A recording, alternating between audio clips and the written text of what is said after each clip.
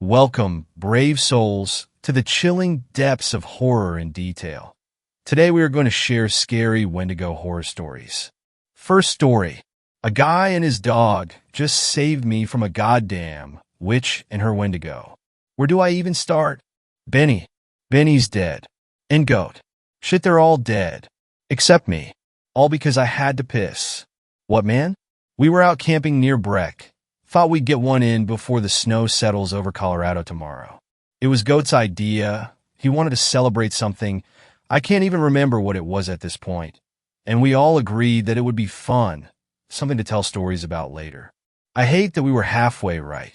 We hiked up with a bunch of gear and food and beer, and everything was great for the first few hours. But as soon as the sun went down and the darkness enveloped the mountains, things started to get. First, we thought that we were just too wasted hearing things, and we all silently agreed to ignore it, pretending that everything was fine. But it finally got to the point where we just couldn't pretend anymore and decided that it would be better if we just left then and there. So, we began packing up. But I had to piss. And I said so before walking off into the darkness behind the trees, pretending not to hear the noises echoing up around the peaks. A mixture of laughter and screaming and a weird, piercingly high howling sound, like the wind knifing through the needles of the pines. That piss saved my life. I had just shaken off when I heard him, sounded like Petey, saying, "Who are you?" And then a more insistent voice, maybe Jones or Goat. "Lady, are you deaf?" Then a concerned voice, Tim's. "I think she may be hurt. Hey, are you okay?" Silence for a moment, and then someone shouted, and I couldn't identify the next voice I heard. "Hello, goodbye. Hello, goodbye. Goodbye." Confused, I peeked around the trunk of the tree half expecting to see something. And I did. There was an old woman standing near the edge of the firelight. She was wearing a yellowish rag. Her hair hung lank and limp around her pallor face. Her face. It was disturbing. She was grinning from literally ear to ear, and her eyes were fully, deeply black. She looked like a witch, an actual demonic being of the night. She laughed and then said, "Goodbye, goodbye, goodbye." Tim, Jones, and Petey were the first to go. They just burn up in flames 7 feet high. Their screams were ungodly. I've never heard anything like them before. Hope to never again. And the smell, nauseating. I saw their skin bubble and slew off their bones in huge swaths of sinew and meat. The fire was so hot that all their blood just evaporated away with a sinister hiss. When the flames finally died down, 3 unrecognizably burnt bodies fell, shattering into ashes that blew away on the wind. Benny and Goat turned to run, and they almost made it too. But she pointed to them, and suddenly they stopped, freezing in place, their mouths open too wide, their tongues lolling out. Somehow, someway she had stunned them, just by pointing. She cackled. It was gross, and looked over her shoulder. Out of the slits between the trees, a hulking mass walked forward. It looked like the love child of Andre the Giant and a hellish elk. For a moment nothing happened, and then chaos. The antlerman ran forward, towards Benny and Goat, snorting, screaming. He got to Benny first, impaling him on one prong and lifting him high into the air. Benny slid down slow. His mouth was open, but there was no sound, only a red-tinted thread of drool. Antlerman swung his head to the left, and Benny flew off, hitting a nearby tree with a hard crunch. But he wasn't dead yet, and I saw him crawl forward, a stream of his guts trailing out behind him, steaming in the night air. Antlerman took 3 steps forward and stopped right next to Benny's head, lifted a hooved foot, and smashed it down and down and down, crushing his skull, stirring the brain matter up. And when Antlerman finally turned around, all that was left of Benny's face was a bloody pulp and one eye, perfect, unharmed, blue iris staring blankly up at the stars. Go was next. He couldn't move, and I could see his eyes rolling around and around, wild with fear, trying to see if there was a way out. And then they stopped, right on me, and I knew that he saw me hiding, watching. I moved back a bit behind the tree, peeking out, cringing as Antlerman took hold of Goat's arms, pulling and not stopping. I heard one resounding pop, then another, Goat's arms dislocating. But Antlerman kept pulling and pulling, and I couldn't tear my eyes away. I saw Goat's arms ripped right off his body. Right clean off, but he couldn't move. He just stood there like some sick phallus, blood pulsing from both holes. Antlerman cocked his left arm back and sucker punched Goat right in the face, breaking his nose, sending him reeling backwards, and before he even hit the ground, I could see that he was dead. Job done. Antlerman turned back towards the witch, and she shook her head, saying words that nearly made me shit my pants. There's one more hiding over there watching. I think he's enjoying himself. Oh, what the hell, I shat myself. Why lie? I froze for a moment, unable to fight or flee. And then there was this noise, mechanical, recognizable, and a guy wearing a goddamn ridiculous as shit gas mask burst through the trees on a Ducati, headlights blaring, engine roaring. He came out of literally nowhere. I blinked, ready to jump up, ready to run. But before I could, something soared over me. Something big, four-legged, a dog. A huge goddamn dog. There was a booming noise, and I realized that Gas Mask was firing a shotgun while the dog beside him barked. The blasts from the shots were amazingly bright and lit up the entire area with a severe fluorescent-like glow. Suddenly, the dog shot off, running low to the ground, straight towards Antlerman, leaping up, latching onto his arm. Gas Mask reloaded, then swung the shotgun swiftly towards the witch and fired again, hitting her in the chest 4 times, making her stagger back, screeching. Next to her, the dog was ripping and tearing at Antlerman, pushing him back towards the trees. Off the bike now, Gas Mask slung the shotgun over his back and grabbed a pistol from his belt, firing the whole clip, shouting, "Hocus pocus that you bitch," and the witch fled. Antlerman immediately followed. The dog charged off after them, baying loudly. I heard a loud, horrific bugle, like an elk dying, and something large crashed to the ground. Gas Mask whistled, high-low in between, and after a few seconds, the dog burst through the brush, panting, covered in blood and guts. It looked like it was grinning. It trotted up to the man, and he leaned forward, patting it on the head once, twice, and I heard him mutter, "Good girl." I said, and Gas Mask looked up at me, like he forgot I was there. "Oh," he said, "yeah, shit, you better run." Behind me, I heard the witch's laughter boil up again, weaker, wavering.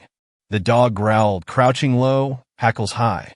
The man pulled some shells from his pocket, reloaded and cocked a shotgun, then repeated, "Run. We'll take care of this." And I did. I ran, and I ran. Made it back to the car. Heard the shotgun firing behind me, and screaming and howling. No laughter, though. Currently on my way to report this. I hope to hell they'll believe me. But I don't even know if I believe what happened.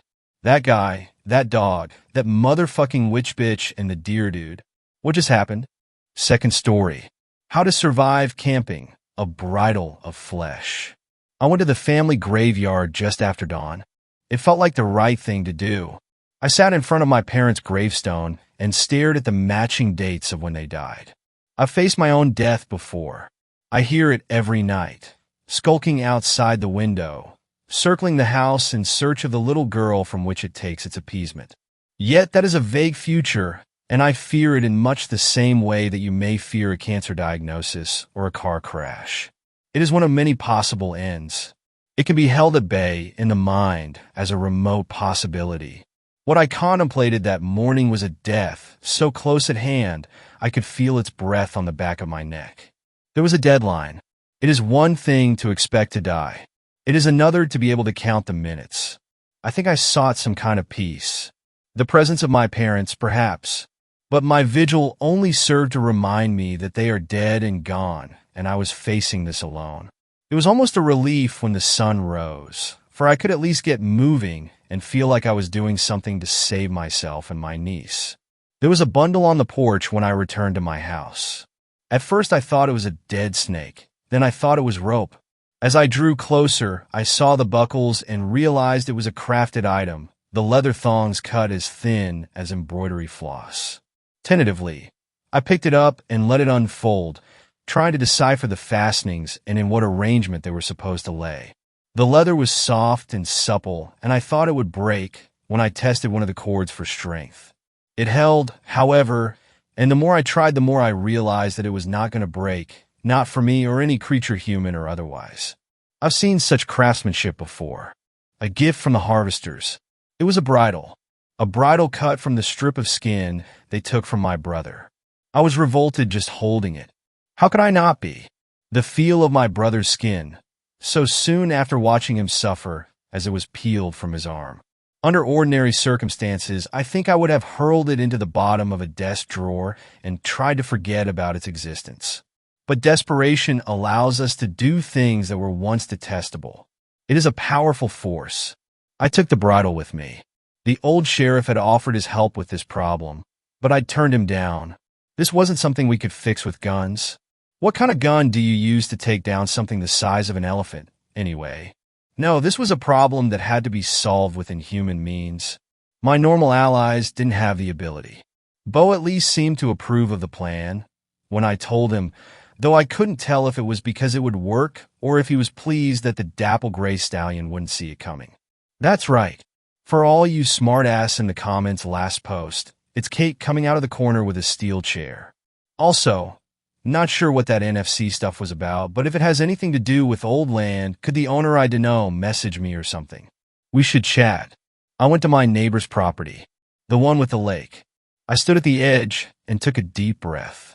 It was quite a bit early, but I didn't have any better ideas. This had to work. I had to make it work. So I mustered all that anger and frustration, and I piled it into my chest, and then with all the strength I had, I yelled down at the water. "Hey, assholes!" I cried. "Do you want to help me save Christmas?" For a few minutes, nothing happened. I stood there with my heart hammering, feeling mildly self-conscious, and waited. If they didn't show, I told myself I would swim down to the bottom of that lake and drag them up. Then, just as I was getting ready to yell again, a single ripple appeared in the center of the lake. It spread outwards until it reached the bank and vanished. As soon as the water had returned to a mirror surface, the stillness shattered again.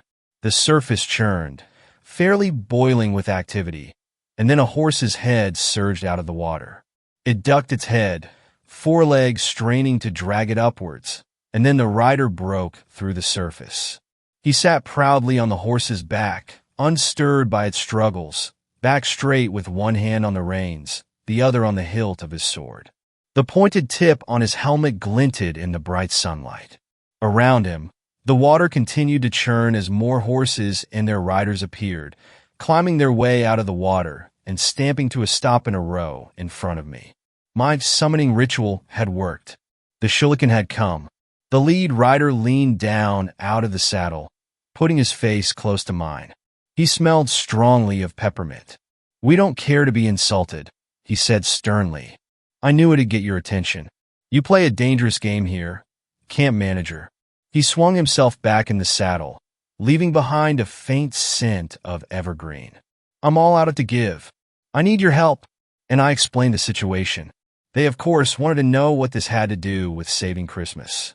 Wasn't it obvious? I snapped at them. They cared that everyone was in the Christmas spirit, and if just one person wasn't, well then down to a cold and watery grave they went. So wouldn't they care if there was one family out there that would spend their Christmas in mourning, because their firstborn child had been stolen from them and wouldn't be there to celebrate their first Christmas? How can anyone possibly enjoy Christmas with such a heavy burden on their shoulders? They considered. The riders shifted in their saddles, glancing at one another, and they conferred in low voices, and I am actually not sure if it was Russian or not. Finally, they all turned to stare down at me again, and my heart raced, knowing that this was the moment of judgment. A child's first Christmas should be joyous, the shuriken intoned. "We will help." I wasn't going to argue, but I still think the whole first Christmas thing is a bit silly when the child isn't going to remember any of it. The lead rider edged his horse forwards and reached a hand down towards me. I stared at it suspiciously. I was hoping to borrow a horse? I suggested tentatively. In the stories, it takes a horse to defeat a horse. Do you know how to ride? Does it matter? Aren't they magical horses? His eyes narrowed. Get on, he said tersely. I took his hand, and he swung me up into the saddle. It was graceful only because the shuriken heaved me high enough to grab my waist, and then spun me about before I hit the saddle like I was a ballerina or something. I'm honestly shocked I didn't kick the horse in the head. I barely had time to situate myself properly. My legs were almost overlapping with his, as the saddle afforded very little room for me. His body was cold against my back, and the smell of mint was overwhelming. Then he kicked his horse in motion, and I was bounced up and almost fell off sideways. But his arms on the reins went around my body and kept me in place. The shuriken yelled orders at his companions as we went. The horses covered yards at a time, each step sending the scenery lurching past at a dizzying rate. We were at the edge of the property, then across the road, then racing down the street that ran parallel to the campground. The horses jumped a car at one point, and I twisted in the saddle to see if the driver had even noticed us, but we were too far away and the car had vanished, and we were cutting into a field that sat between the campground and the town. What's your plan? The shuriken asked. I have a bridle, I said. We'll get you close, and I'll throw you onto its back. I won't last a second.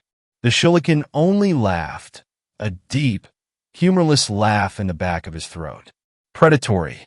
I remained silent, afraid to ask what they planned to do, keenly aware that we only know the sanitized version of Christmas time. The stories of old have teeth, and I had invoked creatures from the early time when the world was raw and dangerous and death walked hand in hand with humanity. The dapple-gray stallion came to meet us. We were at the edge of the field, riding parallel to the woods.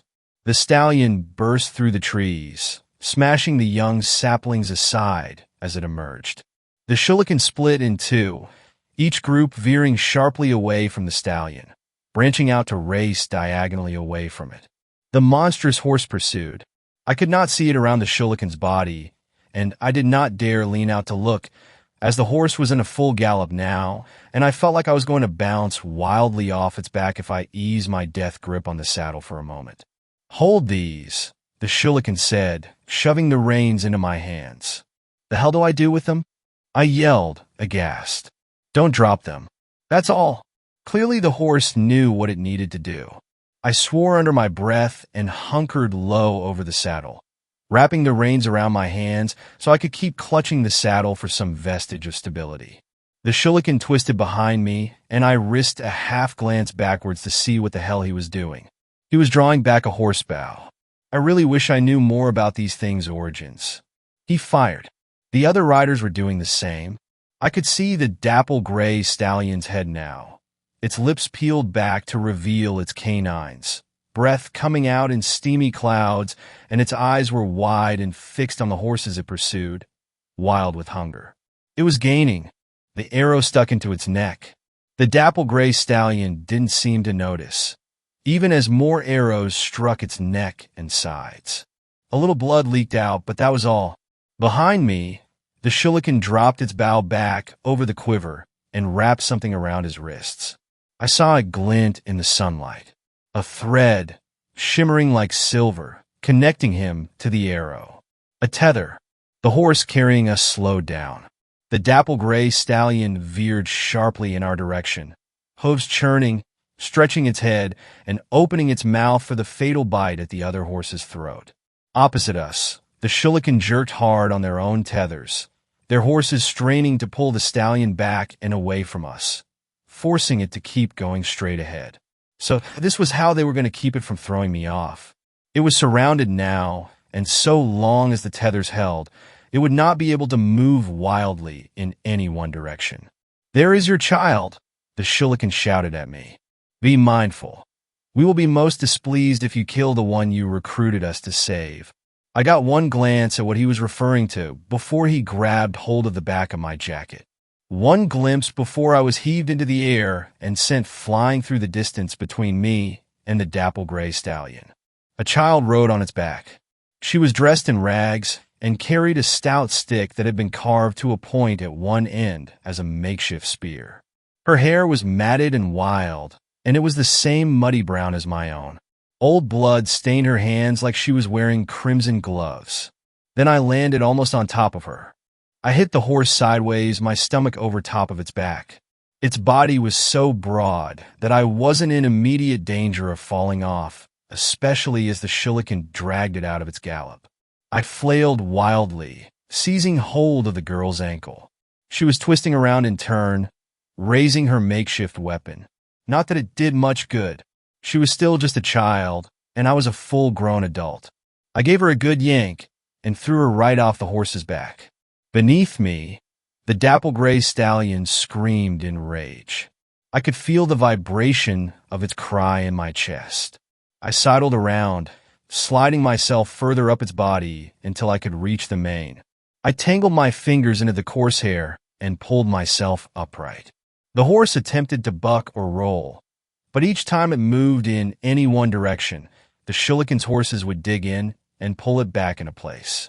The bridle was slender enough that I could roll it up and tuck it in my pocket. I pulled it free and let it fall into shape. The horse tossed its head, as if sensing what I held. My brother gave his flesh for this, I snarled. Fitting, isn't it, that you be ensnared by the very person you thought to enslave? And I dropped it over the stallion's head. Instantly, the horse's struggles ceased. It lowered its head, growing docile in a heartbeat. I reached around its neck and took up the reins. All around me, the shuriken loosened their tethers, and then one brought his horse up alongside the stallion to pull the arrows free. The stallion didn't even twitch. It stood as still as a statue with a bridle of flesh over its head. Remember to fulfill what you promised, the lead shuriken yelled at me as the company formed up around him. There shall not be a sorrowful Christmas this year. I waved at them, and they galloped off, quickly vanishing into the distance. I had the horse, now to retrieve my niece, and at that thought, she tackled me off the horse. Look, she had the element of surprise. I caught one glimpse at her face as she straddled my prone form, her sharpened stick raised high and aimed at my throat. Her lips were peeled back, her eyes were wide in frenzied desperation.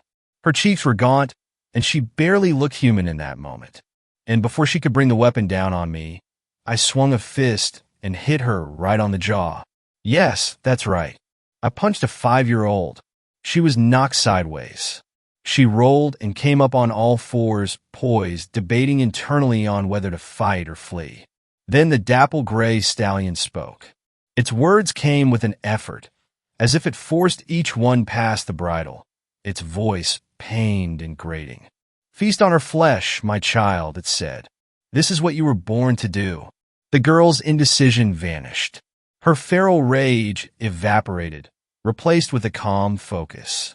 And when she ran at me, the wild energy was gone from her movements, replaced with a fluid, deadly precision. She snatched up a rock from the field in her hand and threw herself at me. I couldn't use my knife. I couldn't use any weapon, really, not if I wanted to avoid killing her. I caught her at around chest level instead, blocking her body with my arm. She brought the rock down on my head. I jerked out of the way, and it hit my shoulder instead. Her feet planted against my gut. She grabbed hold of my arm, and then she bit me. On the forehead, near the hairline. And let me tell you, head wounds bleed a lot. I shrieked in pain and threw her off of me, and I felt the wound tear as her teeth ripped out a sizable chunk of flesh. Blood poured down the side of my face, and I instinctively squeezed one eye shut tight as the salt burned into it. Stumbling with pain, disoriented by the shift in perspective, I failed to prepare for her next attack. She hit me from behind, leaping onto my back and wrapping her skinny arms around my neck. I felt her teeth bite down on the thick cord of muscle connecting the neck to the shoulders, and I screamed in pain as she tore more flesh free. I heard her swallow. She was going to eat me alive if I didn't do something, so I let myself fall backwards. I didn't expect her to simply let me fall on her. She was agile. and as I expected, she hoisted herself up and over my head and shoulders, intending to land on my chest once my back hit the ground. I grabbed her as we fell, seized her arms and locked them against her body, and then rolled, putting her on the ground and me over top of her. I'm still a grown adult, and she is still just a child. She shrieked and struggled, but with the full weight of my body, I was able to hold her still. My blood splattered on the ground next to her as I grimly held on, realizing that she wasn't about to tire, and I didn't really have a good way to tie her up. So I sat on her, and while she flailed and bit at me, I called Brian on my cell phone. He showed up with the dogs and some rope and helped me tie up my niece. For good measure, I also gagged her with a handkerchief, so she couldn't bite me anymore. I am now on a heavy dose of antibiotics and had to get my tetanus shot updated because of her. Brian took her to my house in his car so we could figure out what to do. I rode the dapple gray stallion back to the campground. I made it walk slowly, clasping some wadded-up gauze from a first aid kit Brian keeps in his car to my forehead, trying to pretend that the blood loss really wasn't that big of a deal. The horse eater was waiting at the edge of the woods when I reached the campground. I directed the stallion over to it and painfully slid off its back. The horse eater extended one pale hand, and I passed the reins to it, careful to avoid touching its thin fingers for no other reason than I wanted as little contact with it as possible. The dapple gray stallion remained subdued the entire time, as if it were nothing but an ordinary horse. "This is a fine bridle," the horse eater said, inspecting it carefully. "Good craftsmanship. A price was paid for it. Is our bargain concluded?" I snapped. I wasn't in the mood to discuss the harvester's handiwork. "Indeed it is. My thanks, campground manager. Should I come across you again, I will tear you in two and feed your entrails to my horse." Then it swung itself up onto the stallion. I saw for a brief moment what was underneath its cloak. A humanoid body, the limbs twisted oddly, bound in scraps of leather and metal. Then the cloak settled around it again, as dark as night, and encasing it in its shadowy form, so that the only thing I could see of its features was the glowing red eye. "You should have known you could not elude me forever," the horse eater hissed, patting the horse's neck. "But if you serve me well, I shall forgive your disobedience, and give you such a feast of flesh to sup upon." Then it kicked at the horse's side and vanished back into the woods. I really hope that feast of flesh isn't going to be my campers when we reopen in the spring. When I returned to the house, I found that Brian wasn't there. There was a text on my phone saying that he'd taken my niece to someone that might be able to help, and I should just go on to the urgent care and get the bite wounds looked at. He'd fill me in on the details of any arrangement when I got back. And he did. He was waiting at the house when I returned. His dogs loitered on my furniture. I'm not sure how my sofa managed to fit 3 of them at once, but somehow they made it work. "Where's my niece?" I asked, somewhat in a panic. The reality of the situation was starting to sink in. My niece had aged. She tried to kill me and would likely try again as soon as we released her. What on earth was I going to tell my brother? "Oh yes, here's your daughter. She's 5 now, and her hobbies include horseback riding and murder." But Brian apparently had the same concerns and had made some decisions in my absence. He'd taken her to the ferry, the one with the deer. They would take charge of the girl. They would send her to live with their kind in the hills, until enough time had passed that she could be returned to her family once her age matched the timeline. "You gave her to the fairies?" I said, somewhat shrill from panic. "Think about it, Kate," Brian snapped. "She is 5, maybe 6 years older than she should be. How are we going to make that work? We get away with faking the cause of death because the police department is on our side, and that's done before the death certificate is issued. We don't have a way to alter a birth certificate that's already been filed. Maybe it's possible, or maybe we could just forge the child an identity, but the town doesn't have the sort of people that know how to do that. I sure don't know how to go about it. Furthermore, we were dealing with a cannibalistic feral child. How do we rehab someone like that? Sure, we've got a therapist in town, but she's not nearly qualified for something like this. Outside help would certainly attract attention." He had some very good points. "I don't know how I'm going to break the news to my brother," I sighed. I wanted to collapse on the sofa, but it was full of dog. Brian hesitated, and when he spoke, he chose his words carefully. I wouldn't have to, he said. The fairy had secured the help of a changeling. I could take them to Tyler and his wife instead, and when their real daughter was ready to leave the hills, the fairies would erase all memory of what had passed, and it would be like nothing had ever happened. It was a horrible solution that he offered me. Isn't the illusion of happiness enough? Why else was the idea of the child's first Christmas so special, when it would mean nothing to the baby? It was all for the parents, so they could experience that joy. Maybe I'm just a cold and cynical person, and all the parents out there are going to yell at me in the comments, but I'm prepared for that. There's been enough messed up stuff in our lives that I wanted my brother to not experience this sort of heartbreak, even if his happiness was based entirely on a lie. I told Brian I'd take them to Changeling. Finally, I asked the question I was dreading: how he'd managed to secure all this assistance. I think I was hoping that the fairy was just being kind on account of the relationship the two have. I made a deal with them, he said wearily. One that I'm responsible for fulfilling. Why did you do that? I asked, my voice high with panic. That's not your job. He whirled on me with uncharacteristic anger. Maybe I just wanted to save someone from having a messed up childhood like we did. Before I could reply, he put his back to me and stalked away.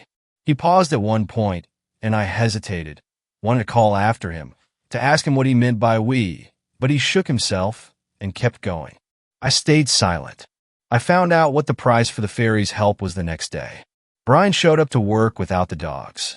They were on loan, he said. On loan until the fairy defeats his enemy. I'm a campground manager, and I've found the enemy of the horse eater. I can't think of anything worse, because if the fairy is its enemy, then there's only one identity that I can think of for the horse eater: the invaders of Ireland, the ancient enemy of the fairies. We're dealing with a Fomorian. Third story: Wendigo encounter. This will be a bit of a read.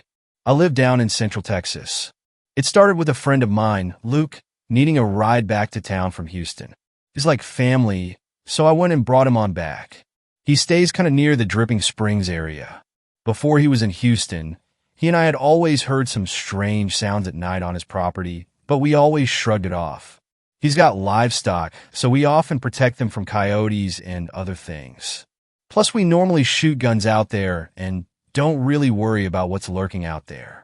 The night I brought him back, we pulled into his long driveway to head to the house, and along the driveway, he has this fire pit about 40 feet away from said road. I know these creatures are tall, but hear me out. Down by the pit, from the car, we both noticed two blue-bordered, massive yellow eyes in my headlight beams staring straight at us. I said, "Luke, what the F do you see that?" As I reached for my flashlight and one of my firearms, ended up grabbing my .22 with hollow points, and I jumped out of my car window to run straight to the gleaming eyes. They seemed to blink once and then vanished into the dark. I ran to where I saw it standing and looked all around, the whole FBI flashlight/handgun stance. Scanning.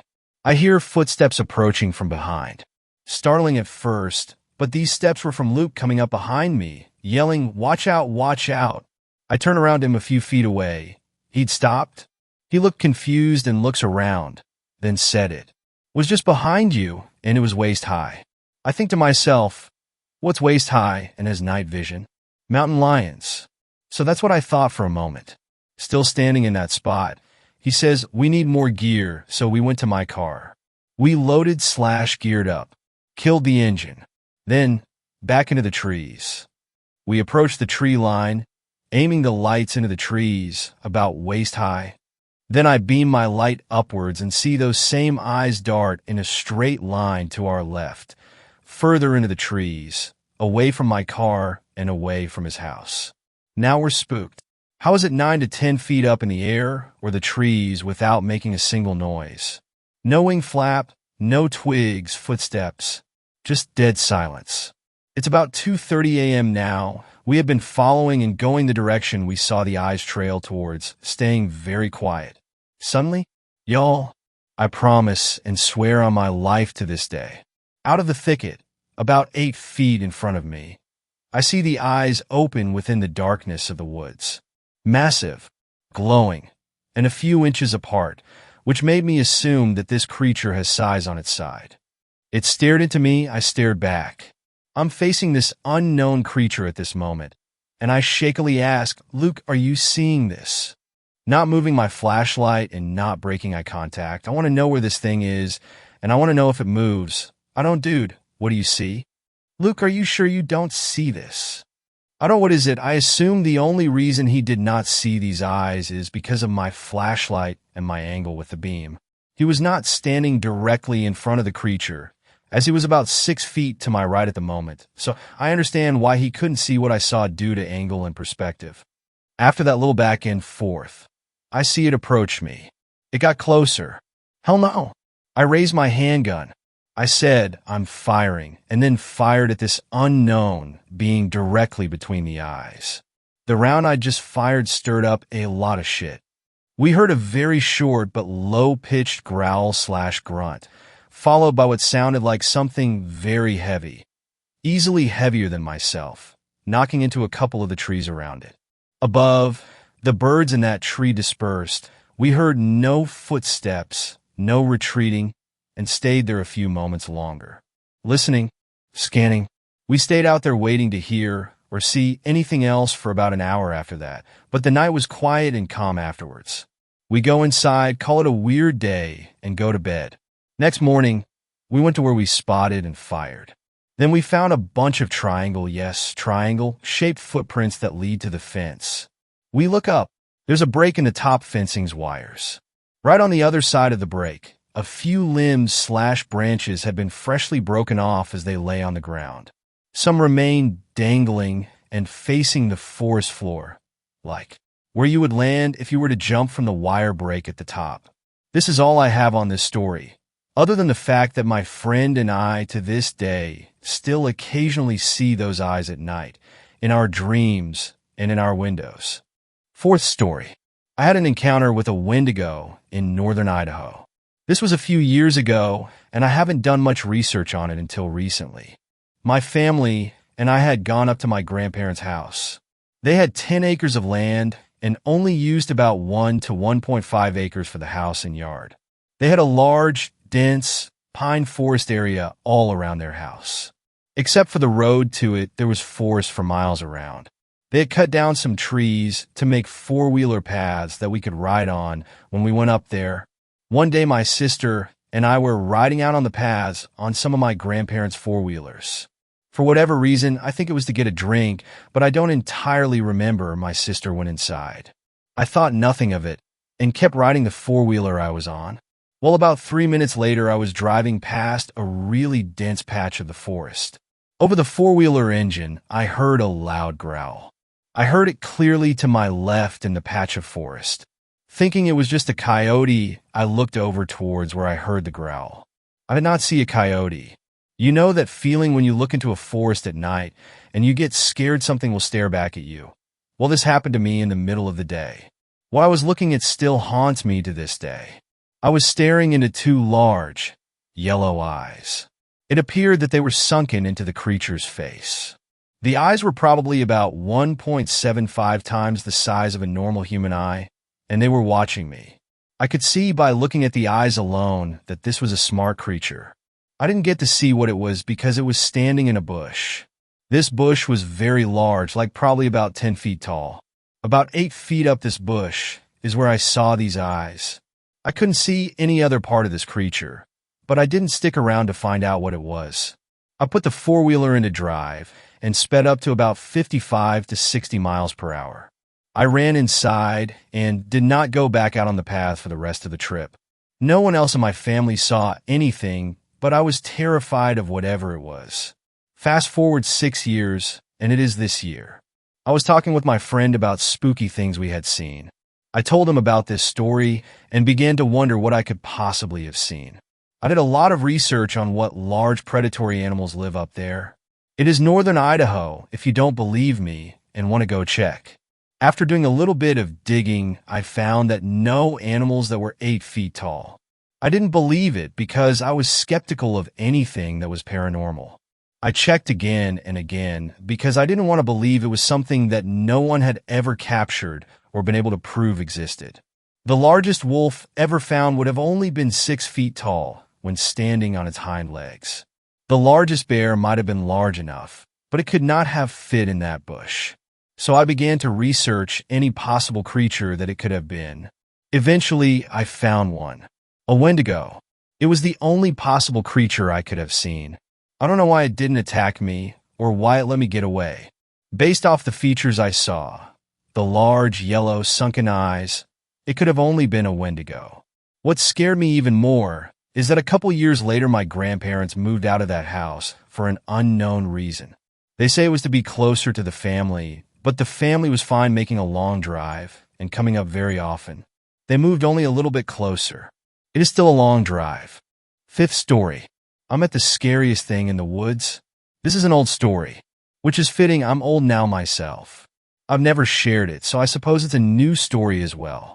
I grew up in the rural South, down in the heat and the hollers, in small towns where there were more churches than people, where old ladies in their Sunday best would cluck and scoff at advancement and its perceived sins, and then go talk the fire out of a burn on a child's arm. No one took the Lord's name in vain, but we held our breath when walking past the dead. We hung mirrors outside to distract the devil. This was a time when a man could do as he pleased, short of murder, and it was considered private family business. Everyone knew the bad things about everyone else and their families for generations back. Small towns are like that. The bad things were talked about, but only in stuffy front rooms or out back on the farms, only ever among people not involved in it. After all, it was private business. I was the youngest in my family. I had 2 older brothers and an older sister. They left home as soon as they could. One brother to the army, the other to the mills and the drink. My sister got married at 16 and made her escape. I think her husband was a nice man. I was left at home with a dead mother and an angry father. I was angry at them for leaving me, but they barely made it out. It would have been impossible with a child. Mama died when I was 3 or so. I heard whispers around town about what happened. Officially, she killed herself in the creek behind our farm, but I don't know anyone who would willingly lay down in shallow water and let the trickle carry them away. People talked about what probably really happened, that she didn't lay down in that water all by herself, but there was nothing to prove, and after all, that was private business. I remember it was brought up to the man who was my father, and later, when he was drinking, I heard him stumbling round and slurring that he was the scariest thing in these damn woods, and they better remember that. I was 5 or so when everyone left me with the man who was my father. Our farm was out of the town limits, and no one wanted to be around a drunk and maybe killer, so it was just me and him. He was as mean sober as he was drunk. I actually preferred him drunk. He was slower and clumsier that way. He would send me out into the night sometimes. I think because he knew I hated the summer dark. The heat never left with the sun. Things creeped out in the black. The woods I played in by day weren't my friends in the shadows. I would try to stay inside. He would get angrier.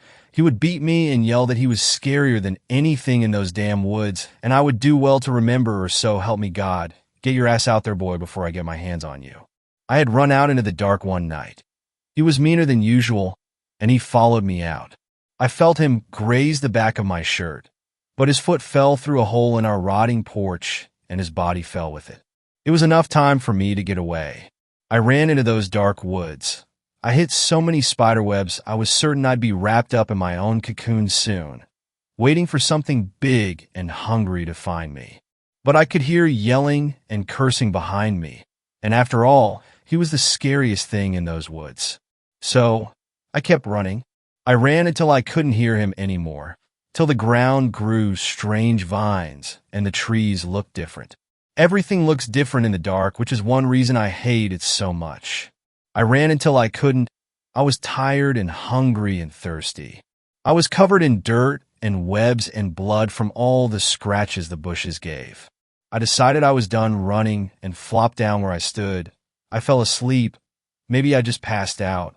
I woke up in a holler I hadn't seen before. It was green and growing. There was a clear pool in the bottom, blackberry briars and honeysuckles were tangled together and rambled over the ground and up trees.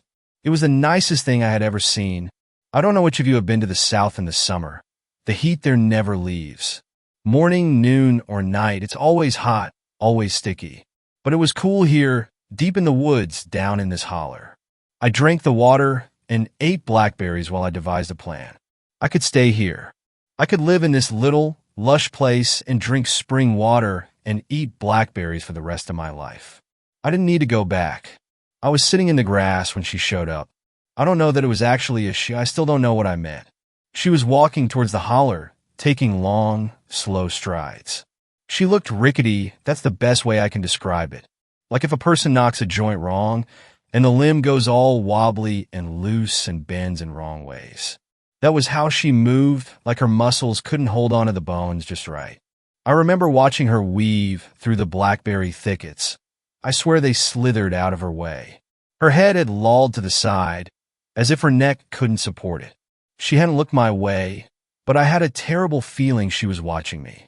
I thought about running, but I didn't think I would make it. I did the only thing I could think of. Good morning. Afternoon, ma'am. After all, every Southern child knows that politeness is key. I stood up as smartly as I could, which wasn't much. I had been playing in the pool, and the dirt on me had turned to mud. I was stained from blackberries, and I'm pretty sure all my clothes were torn. That lolling head rolled my way. Her eyes, they were so large and black.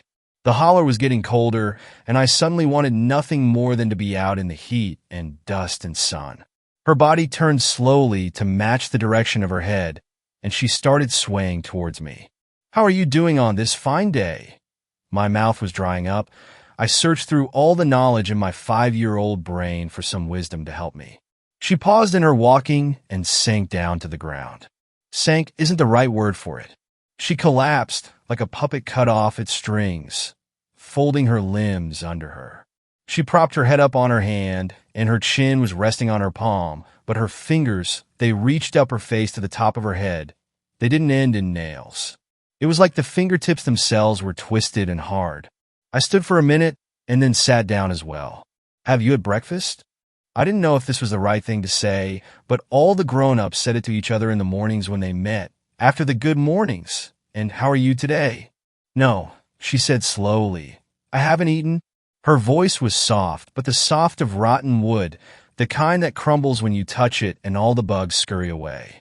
Would you like some blackberries? I asked. Grown-ups offered to feed each other when they said they hadn't eaten breakfast. She made a sound like twigs scratching a window, and I realized it was a laugh. Aren't you polite? She said. I found a little rabbit this morning, but I don't know if there's enough meat for all the work. She was watching me closely, and I remember feeling that something was very wrong. I nodded and made the sound that grown-ups make when they don't know what else to say. How did a little thing like you make it into my hollow? She asked. What's a hollow? I was confused. I didn't know that word. This place is a hollow. I live in hollow places, she said, gesturing around us. But how did you get into the hollow? I thought it was a holler. I was very certain I was right. Everyone called it a holler. She shrugged. Same thing. Now, why are you in the hollow? Another different word? I was very confused now. She understood the face I made and rolled her eyes. Hollers are hallowed hollow places. It's all the same. I didn't think it was, but I wasn't going to argue with her. I was running and I got lost and now I'm here. I told her. I didn't want her to get annoyed that I hadn't answered her question. She perked up a little bit. Oh, she said. What were you running from? I shrugged and started picking at the grass, but I had a feeling that not answering was not an option. My dad, he's the scariest thing in the woods, I said. She snorted and narrowed her eyes. He is not, she said, and dismissed the idea with a jerk of her hand. He is. He says it all the time. I needed him to be the scariest thing. If there was something worse than him, how would I make it? Does he? She asked. She had plucked a leaf and was twirling it in those 2 long fingers. How would you like him to meet the scariest thing in the woods? I thought about it. If he met something scarier, maybe he would be too scared to be mean. I gave her a little nod, and she grinned at me. Her teeth were too many and crowded. She handed me the leaf. "This will make him meet the scariest thing," she said. "Like a spell?" I asked. She shrugged. "What's the spell?" I was staring at the leaf intensely, but it just looked like a leaf. "I just gave it to you." "But spells have to rhyme." I looked at her, shocked. Everyone knew that spells only worked if they rhymed. She made a face at me, though I didn't know the expression. I learned later, it was incredulous. "Are you telling me how to do my magic?" She had narrowed her eyes at me. I shrugged and muttered something about real spells and magic and rhyming. She did the twig scratch laugh and snatched the leaf out of my hand. "You're lucky that you're a novelty," she said. "A rhyming spell. Just for you." She tapped the leaf against her face. When she started talking again, her voice was low. It was trees groaning in a storm. It sucked me in and held me the way a bog sucks in the living and holds onto the dead. The sounds outside were getting muffled. I felt my ears pop. First aloud to start the meet, say it once, "I'm at the street." Second aloud to seal his fate, say it twice, "I'm at the gate." Third aloud, and not once more, say it thrice, "I'm through the door." She slid her gaze over to me, and her eyes were so black and bright. I was starting to get dizzy. I realized I hadn't been breathing. She jerked her head towards the woods. "Off you go," she said in her crumpled wood voice. I was up and running. I ran and ran until the woods were normal and the air was hot. I ran until I burst out of the trees and into the sun. I was back. I felt something jab my leg. I dug into my pocket and pulled out a perfect, unrumpled leaf. I was gasping for air. I don't know if it was the run, maybe it was the heat, maybe it was the leaf I didn't mean to bring back. I looked around. I knew where I was. I was on a little dirt path that ran to our farm. It was actually a dirt road, but everyone called it the street. You go down Main Street and keep following after it turns to dirt, and you just follow the street to Daniel's farm. That's what the grown-ups said when they gave directions. I felt a feeling that I didn't know the word for. Later I learned that it was uneasy, maybe panic. I didn't remember telling the rickety lady about the street. We had a gate at the start of the farm, too. I didn't tell her about that either. It was full panic then. My brain was screaming wrong, wrong, wrong. I heard a rumble, and I thought it was her. I was spinning in circles so I could see her if she tried to creep out of the woods. But it wasn't her. It was the sky. Clouds were rolling in, fat and purple. The sky was the yellow of an old bruise. I don't know if you've ever seen a southern thunderstorm, but they're in a category all their own. Rain doesn't come down in drops, it rolls down in sheets. The wind doesn't blow till the rain comes. The air is so still and hot. I didn't know what to do. I ran back towards the farm. I had come out on the street close to town, and I was screaming the whole way home. The gate was closed when I got to the farm, but I climbed it easily. I shot to the old house and started banging on the door. Streets and meets, fates and gates, the door not once more. My father opened it. His eyes were bloodshot, red against yellow. He was swaying, already drunk. "Shut the hell up, boy," he yelled and cuffed me round the head. "Don't think I forgot about you running off." He grabbed me and pulled me inside the house. It was dark, and the house smelled like whiskey and old vomit. He reached to undo his belt, but realized he wasn't wearing one.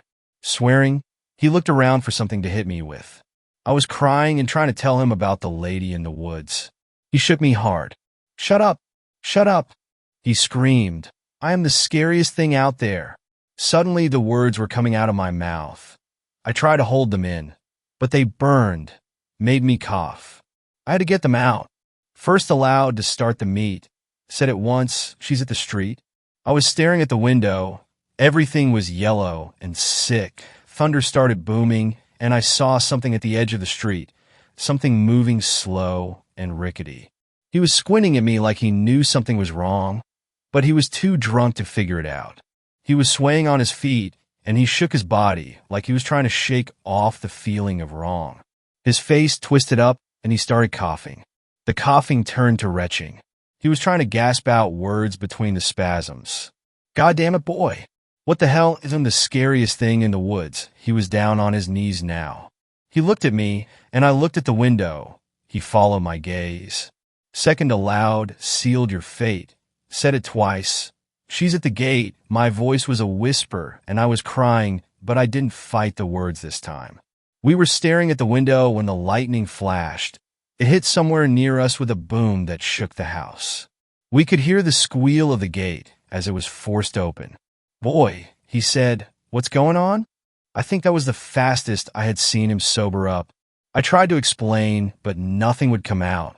I couldn't find any words except for the ones I didn't want to say. Third aloud, and not once more, say it thrice, she's through the door, the words came out. He took them as a warning and tried to bite his own words back. The porch was creaking and groaning. He was on his knees, heaving. I could see trees starting to move out the window. The winds were starting to come in. Another boom of thunder that rattled the house. But the door kept rattling even after everything else stopped. His face was dripping sweat and bright red. He spat on the floor, and it was red too. He was watching the door. It was shaking so hard and so fast. And then I noticed the locks.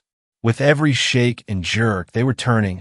He started coughing, and all that came up was red. He finally caught his breath and inhaled deep. "I'm the scariest thing in the woods," he screamed. The door flew inward, and she was inside. She snatched him up. Her hand was wrapped around his face, and she held him at arm's length as he screamed and clawed at her. Her arm didn't move. There was no looseness in her now. I was cowering on the floor. He jerked in her grasp and howled. She flashed her teeth at me in a smile. "Out the door. Quick now, little rabbit," she cooed. "I might still be hungry afterwards." Somehow, I made it up and out. The rain hit me as I hit the yard. The trees were groaning. The wind was screaming. He was screaming. There was laughing. Hollering. Hollowing. Hollers in a hollow place. Hallowed hollows for hollers. Holler, hollow, hallow. The people from town found me later. They went up to the farm and came back yellow as the sky had been. They didn't tell me what they found. No one would even whisper about it around me. A family in town took me in. I moved north when I got older. I stay out of the woods. I stay in large crowds, away from the hollow places. I avoid churches and graveyards. Hollers, hollows, hallows. They're all the same, and she might still be hungry. Thanks a lot for watching the video. Till the end, subscribe to Horror in Detail for more videos. Drop your suggestions in comment section.